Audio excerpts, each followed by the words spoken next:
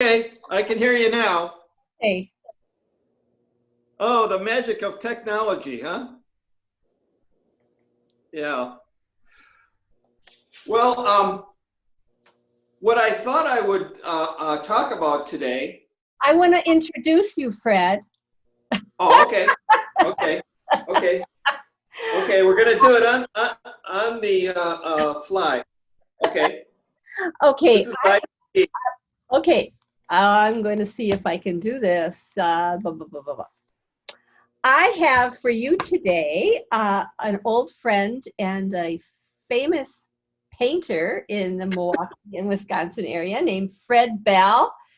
Fred has studied in and traveled throughout the United States. He's studied in Providence with Henri Hensche. Provi- Provincetown. Provincetown, sorry, Provincetown years ago, and was is very familiar with his color methods, and it has influenced his work.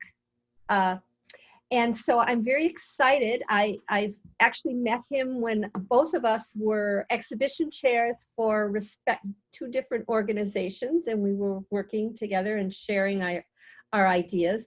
And then over the years, we've just got to know each other. And I just thought, as I saw many of the things that he has made and he's developed over the years, I thought it would be wonderful for for me to share my experience with him and get him to talk to us and share his own version of it. So I want to introduce you today to Fred Bell. Perhaps you want to add something to that, Fred? And there he is. Thank you for having me, Judith. This is very exciting. Well, I'm excited to have you, and I'm excited to hear about what you're making now and how you got there and all that sort of stuff. Okay. Actually, uh,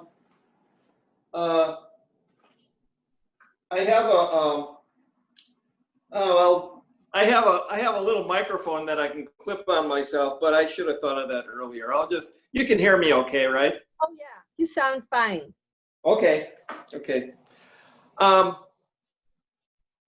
yeah, all right. So my history is that I studied with Henri Hensche in Provincetown. He was my first teacher and really my most influential teacher because he was my first. I studied 6 summers with him, and that was what we studied was impressionistic painting. It's a little different. It's plein air painting. We never used that term, but uh, that's what it was. And the paintings were the approach was different than what is around here. I don't see anybody else painting the way that we painted. Um, we started off with in the beginning of the summer we would get there and and we'd buy a bunch of boards. We'd buy like a dozen 16 by 20 inch boards. There was a lumber mill there, and we'd get them cut up, a big board cut up. In the beginning of the summer, we'd have these 12 boards, and we would, there were tables all around the studio. There was a big barn that we used as a studio, and so there was like a trunk of blocks, of colored blocks, wood of different shapes and colors. We would put them outside on a table in the sun, and underneath that we would put a cloth, and we would paint that. And we used palette knives only, and that was to keep the colors more clean, so that because brushes get kind of mushy, and we would try and copy the colors. In fact, I think I have one that I could show you. you want me to do that? Yeah, if it's no trouble. Okay. What Well, it's color? a lot of trouble, but anything for you, Judith. Hey, what color cloth did they put these colored blocks on? Or was it different all the time? There was all kinds of cloths as well. See, we used to use the boards over and over again. So on the front, I have this one, which I did. Ooh, it's going to be hard to see. Okay, okay. I did this. Hold it back a little further, just a little bit further. Yeah. Oh, not too far back. Too far. I did this indoors. Come a little closer, Fred. Ah, that's right there, right there. Okay, right there. Good light. I did this indoors on a rainy day when we couldn't go outside. And then this one is a piece on the back of it that I kind of scraped off, but this is when I advanced beyond blocks up to round objects. Big graduation and accomplishment. So anyway, that's what we did. And this is a 16 by 20 inch board. This is the kind that we used. This was another painting that I did. Here, let me. That's much better. Much better. Yeah. This was another painting that I did on site. It has a lot of layers of paint on it. Working on the colors. This is a gray day, so there's no strong shadows or anything, and it's one that I did. I have another one right here. This one is bigger. This one is 20 by 24. Can you see it okay? Yeah, really good. The light is much better. Yeah, and so this was also a gray day, and I would go up there. I probably went up there about 20 or 30 times and spent a couple hours on this each time. And it was also a gray day. And so what I'd have to do is wait around for a gray day, because every day isn't great. You've probably noticed that. But You live in Wisconsin during certain times of the year. yeah, well, we were there in the summertime, so it was a mix of weather, just like we have here. And so that's what we do. We'd start off. We'd be doing these. We'd have a cloth on the table. There would be different colored bricks. So when you looked at the brick, you saw 3 different sides of the brick. So there was the top and the 2 sides, and they would be sitting on the cloth, and it would cast a shadow onto the cloth. So say that you had a blue brick, the sun would be shining on the top portion of the brick. The 2 sides would be slightly different shady colors.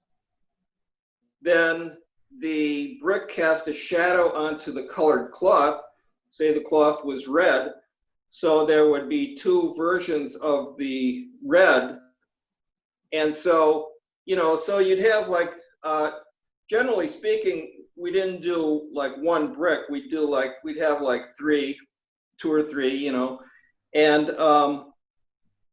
and so it was just exercises like that. We'd work on one legs for the morning, and we'd work on another one for the afternoon. And when we used up all of our boards, we would sand them off, re-gesso them, and repaint them.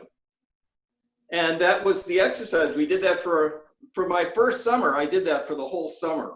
And I might have even done it for the second summer. I don't quite remember. But gradually what you do is you go from bricks, you work yourself up to round objects, and that was exciting. And then eventually to landscapes. And in a sense, really, the landscapes were, Provincetown is used to be a vibrant fishing community. And of course, it's been there for a zillion years, and it was before people ever thought about urban planning or anything like that. So the streets are all wiggly, and the houses are in every which way, and nothing set up on a grid or anything like, well, it is a grid, but it's a loose grid. And so, you know, like if you're gonna, this was on Cape Cod, so there'd be a lot of Cape Cod style houses. And so you look at that, that's kind of like a brick on a green cloth if it's got a lawn around it. You know, so it's a very similar exercise. And that's what we did. So, for example, it seems that first he was trying to teach you two things or three. First, it was the shape of the brick or the block or whatever, that you were working on just getting those shapes right. But then at the same time, they were different colors. So you would have to see how these colors reacted with the light and how these colors were affected by the light. And if that, if there was any reflection off each other, like let's say if the sun was shining on one block and it reflected onto the block next to it. Do you know what I mean? Right, yeah. So you're really learning to observe that type of response. Well, the number one thing was the colors. The shapes of the thing were secondary, okay. And so the drawing. And one of the reasons why we used a palette knife instead of brushes is because with brushes you can be much more facile with being able to draw a shape, where Henri wanted us to concentrate only on the colors. Okay, well that's a good point, because so what did you think of that as a means of teaching people to observe colors and to observe? How do you think it affected all your colleagues and everything? Well, it made you very aware of color changes and things like that. And,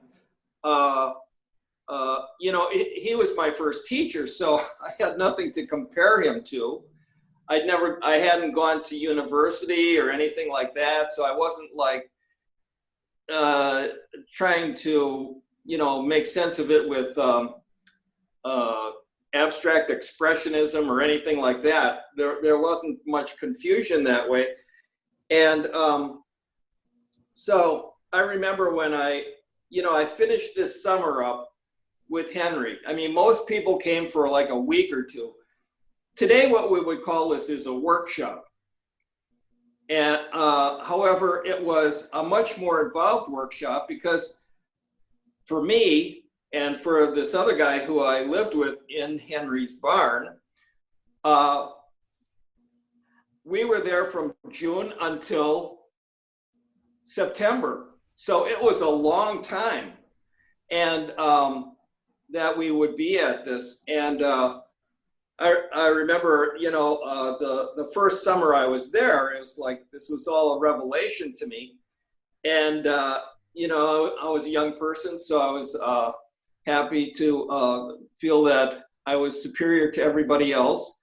And when I got home to Milwaukee, I thought, I can see colors that nobody else can see.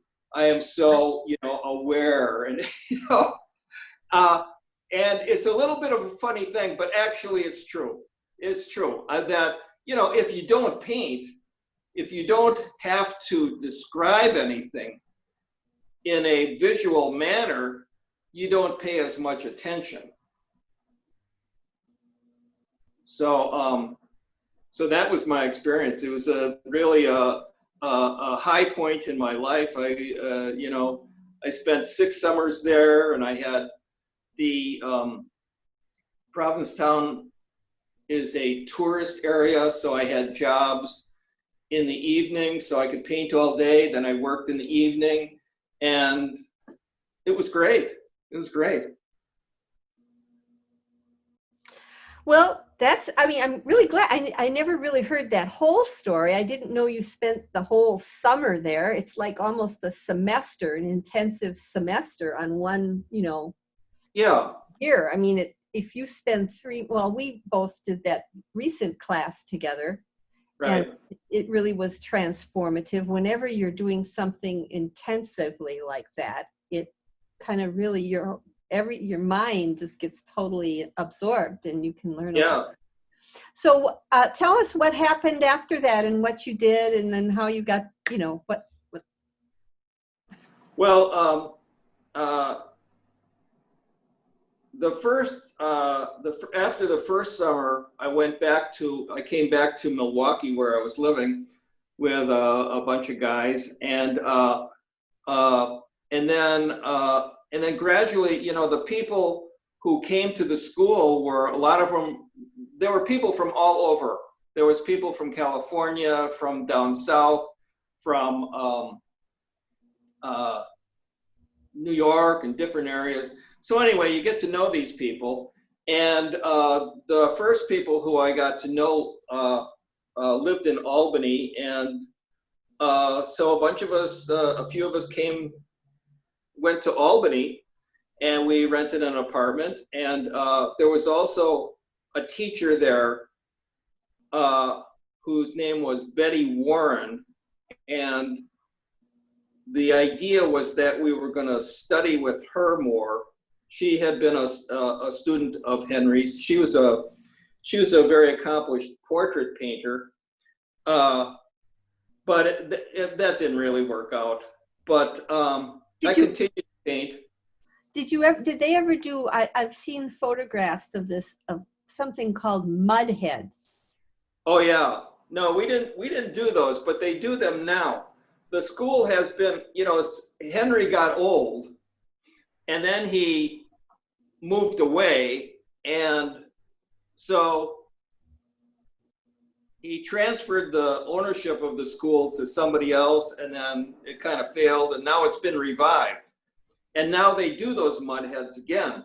And what they do is there's Provincetown is practically an island. So there's beach all around the island and all around the town. And so they'd go to the beach, they'd set somebody up in the sun, and they would have an approach that was very similar to doing the bricks, where you'd paint the person in the sun, and you just try and get the colors. And they didn't really work on getting a likeness so much. It was more like just getting the colors of a figure in the sun. I really wish we did more of that. I think that would be real. It's most of the time when we do paint a figure, they're in a studio, you know what I mean? So the light is very different. Yeah, well, yeah, now it's like when they renovate houses, there was a lot of students, and when they renovate houses in that area and they open up the walls, they find these mud heads, which people used as insulation for the house. I mean, they had so many of these things, and they weren't really considered valuable because everybody had them, and and so now when they renovate houses, they pull them out of the walls, and people are very happy to buy them. So now all of a sudden they're valuable. unique. Yeah, because they're rare.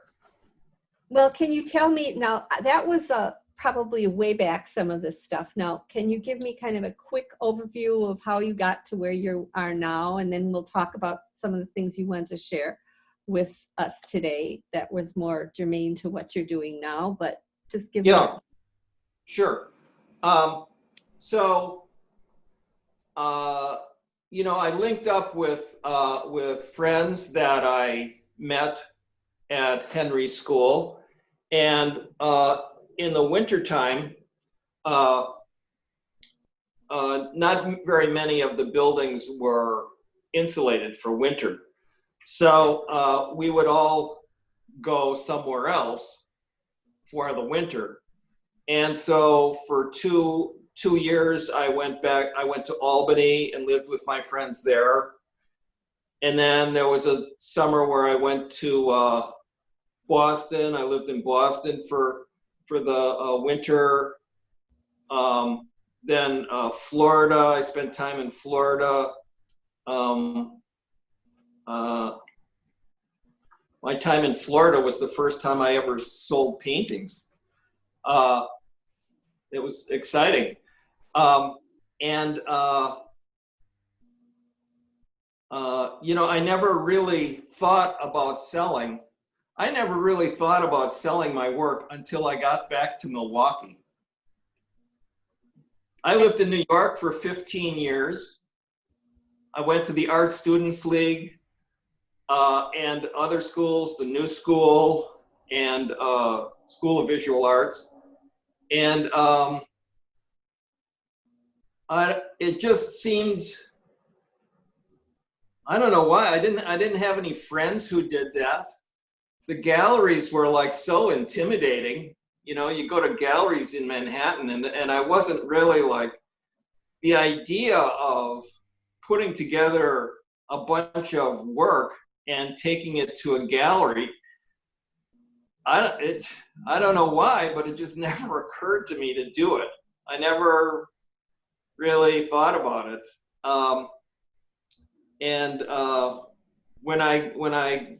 So anyway, I bounced around from different places, Florida and Boston and all of that. And then finally I wanted to settle down. So I moved to, I thought New York City would be a place that I'd be interested in for a long time. So I had a friend at Henry's who was moving to New York for the winter, and he had a place all set up, and we went there and we rented the apartment. And so I ended up living in New York for 15 years. And during that time, I worked in ad agencies, and did not have any kind of fancy job or anything, but I made a living. And the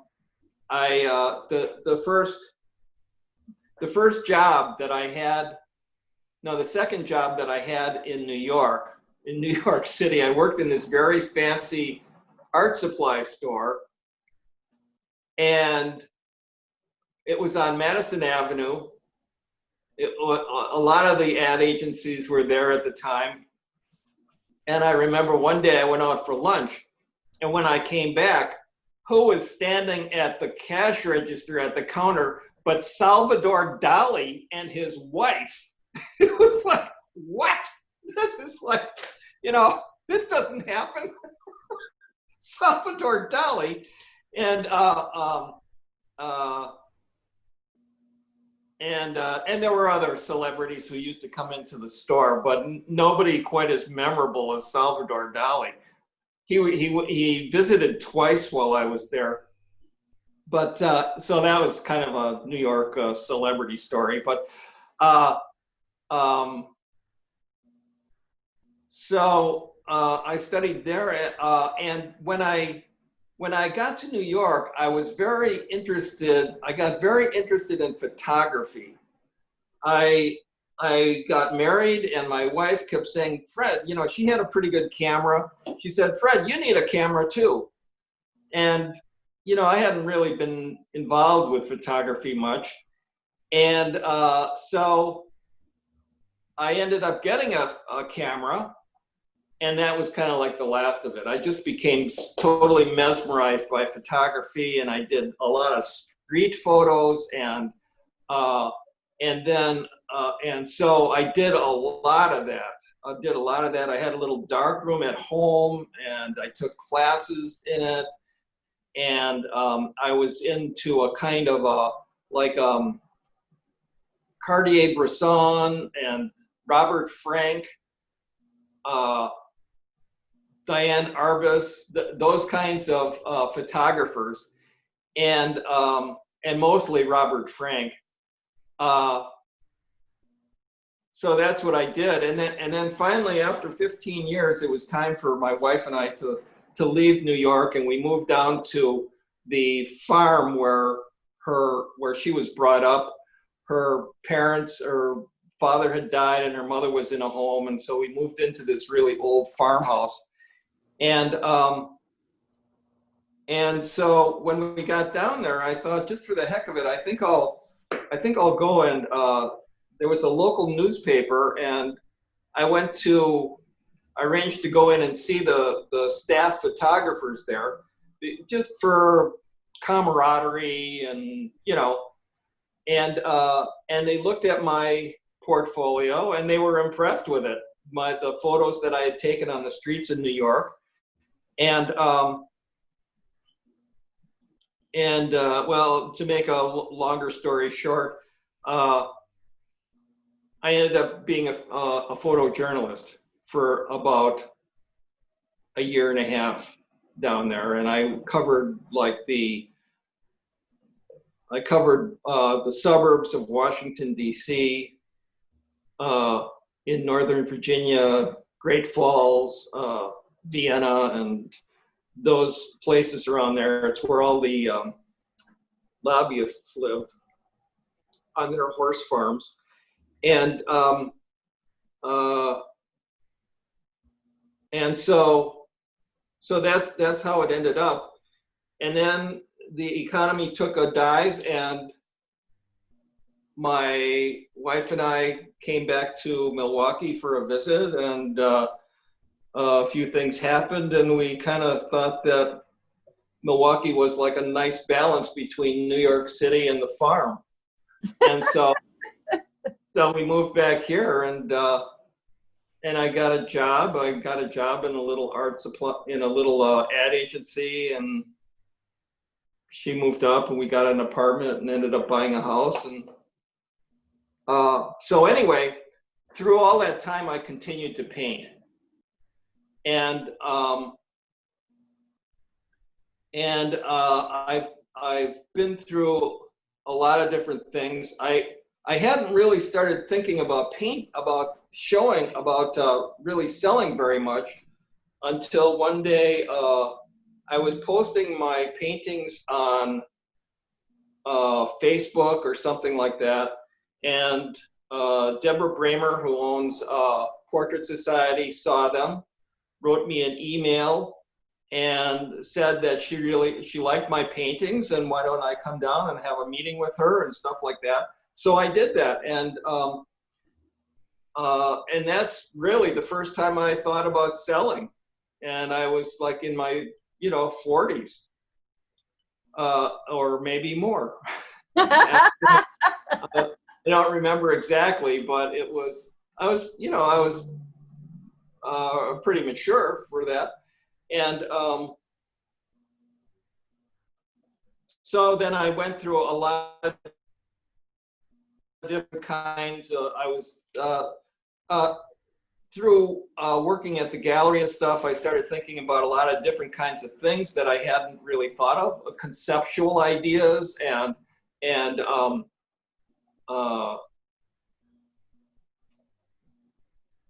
different ways of approaching painting, and they were things that I hadn't really thought about before. And so I went through a lot of different styles, tried a lot of different things, went in a lot of different directions, and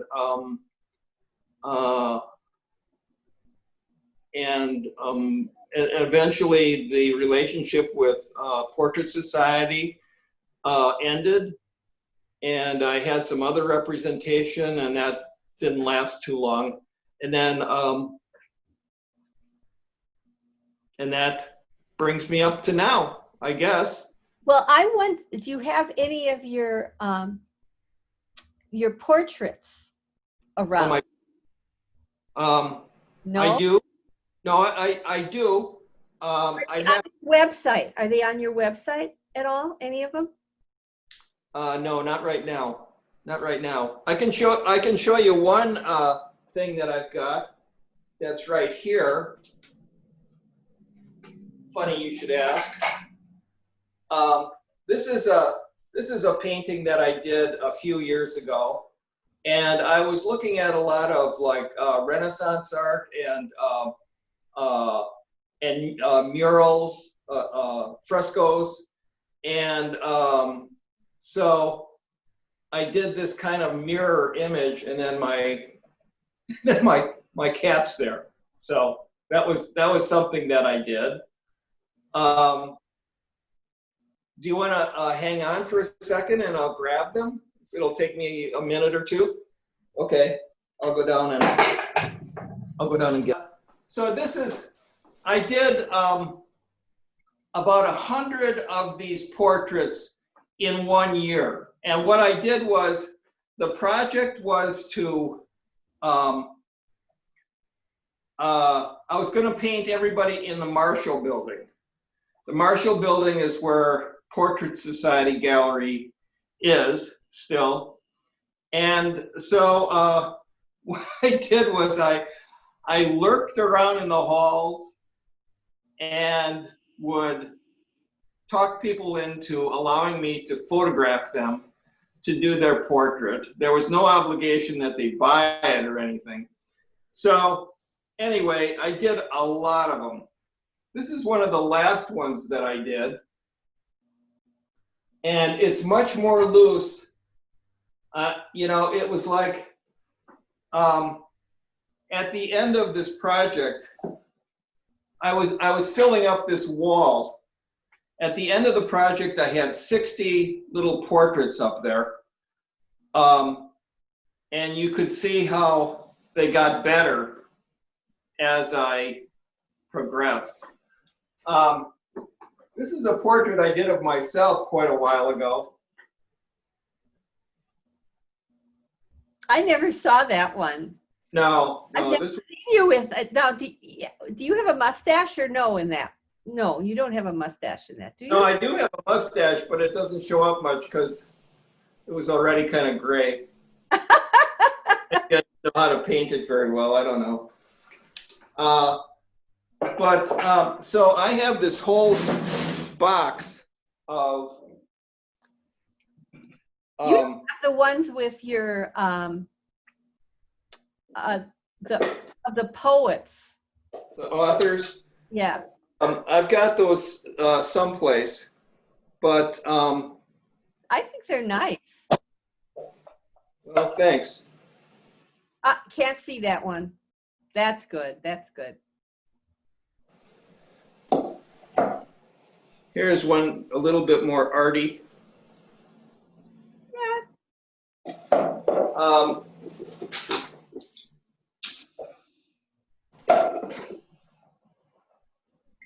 Yeah, I really think those are nice. Yeah, thanks.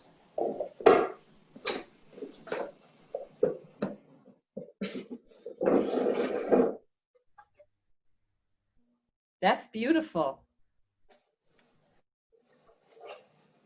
That's really nice too. I mean, I really like those. Well, I did a ton of them, and so let that be a lesson to you out there, you kids. If you do a lot of them, you get better at it. Oh, that's nice too. Oh, that one's upside down. Ooh, yeah. I don't know. I really like them, Fred. Yeah, well, thanks. I guess I like them too. Uh, uh, one of the considerations that I have Oh, is what are you doing to your painting? I'm just leaning on it. They're very durable.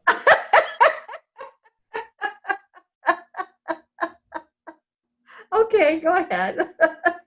Are those acrylic or oil? Those are oils, Okay. and they're done a lot. They're done a lot with a knife and with very thick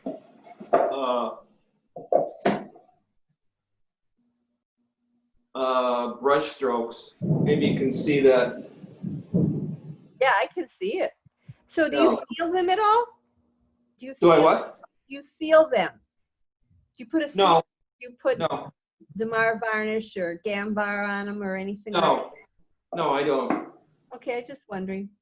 Oil paint is very durable, and you don't really need that. And if you put like Damar varnish on or something like that, eventually it's going to turn yellow, and then you say, well, people can always get it cleaned, you know. Oh, no, But the they're not going to do that. I don't use Damar varnish. I use Gamvar, which is an acrylic that you can put on either acrylic paintings or oil paintings. And it's non-yellowing. Yeah. So sometimes when you're painting, the color, the paint isn't evenly, how do you say? Sometimes it's more matte and sometimes the paint's more shiny. Yeah. And so when you do that, you can kind of give it a more uniform, surface. And do you go for shiny or matte? I kind of like it. I like it. I don't like it real shiny. I don't either. I like it. I don't necessarily want it real matte, but I don't want it shiny. Because it gets, then when you're looking at the painting, that's the problem that I don't like with pastels, putting glass in front of them, and you can't really see the painting. Yeah, you glare. The glare is too much. So what are you doing now? So now let me get this out of the way.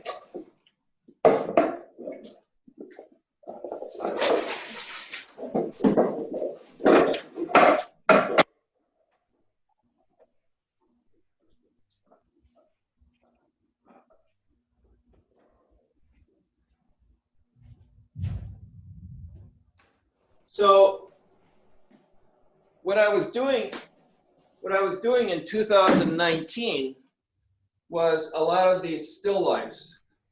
Oh, that's beautiful. Yeah.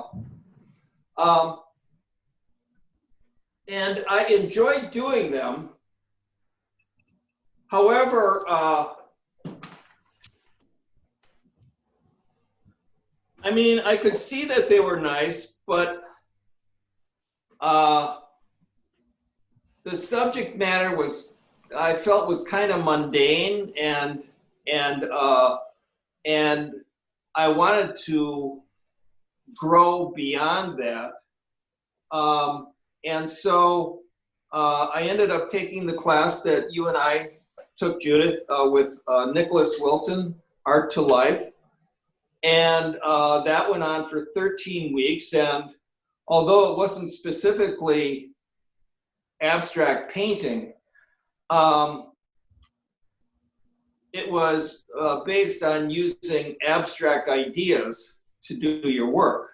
And it lent itself well to abstract painting. And most people felt the pull to do that. And so I went from doing these kind of things to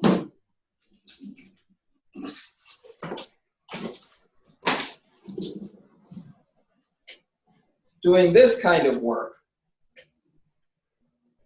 And the thing that I like about doing this sort of thing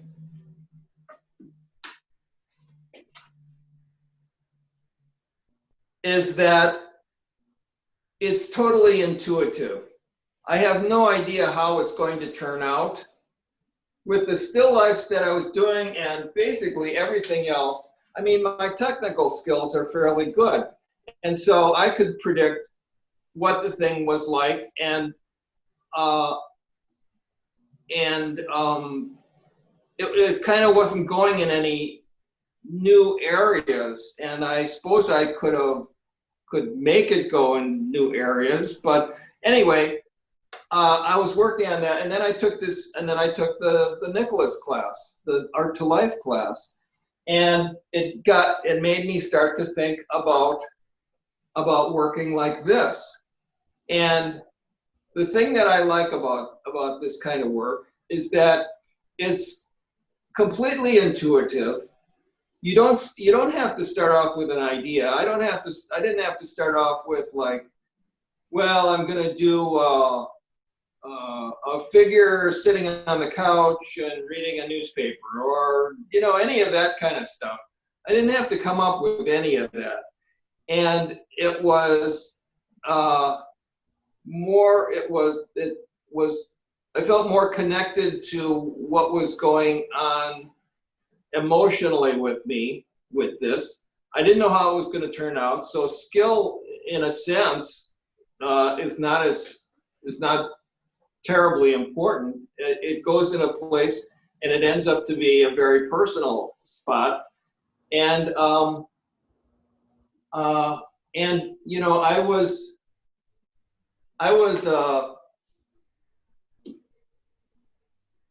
concerned about it. It was really a life-changing experience for me. And there was part of me that felt like I was kind of, throwing a lot away, giving a lot up in terms of skill. But one of the things that's happening is that with this COVID thing, people are reluctant to come to indoor classes. So what I've done is I've gone around I've conducted a few workshops outdoors in people's backyards, and they're plein air classes. And since I've been concentrating on doing abstract work, my plein air skills seem to be improving a lot. So now I feel pretty competent about it.